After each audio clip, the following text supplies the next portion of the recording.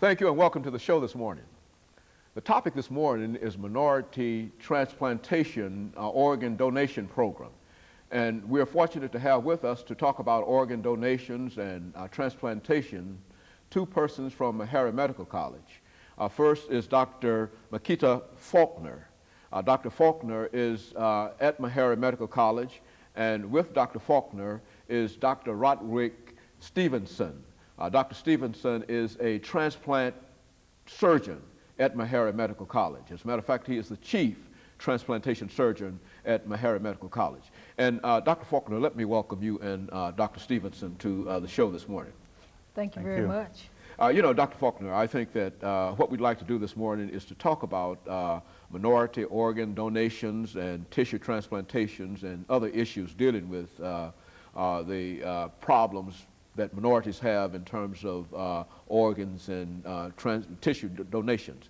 But before we do that, let's have you and Dr. Stevenson give us some information about your background, your education, and some of the things that were important in your lives and leading you to where you are now. Okay. Well, first of all, I am a graduate of Meharry Medical College. I graduated from Meharry in 1981 and decided to go into internal medicine, so I did my residency there from 1981 to 1984. And from there I did public health in Mississippi. After being in public health for a while, I decided to go into kidney diseases, so I did a fellowship in New York at Long Island Jewish Medical Center and returned to Meharry in 1989. When I got back to Meharry, we started our kidney program, our dialysis program there, and we had quite a big kidney service there. And at that time I noticed there were a lot of patients going on to dialysis, a lot of minority patients.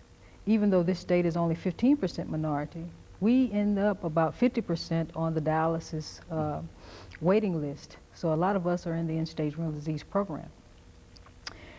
Then I met Dr. Callender, who is a transplant surgeon at Howard University, and he gave a program in St. Louis that talked about organ donation and the need for organ donation among minorities. At that time, I said that if there was anything that I could do in that area, that I would be willing to put full forth effort to try to get more African Americans off of dialysis and to encourage transplantation.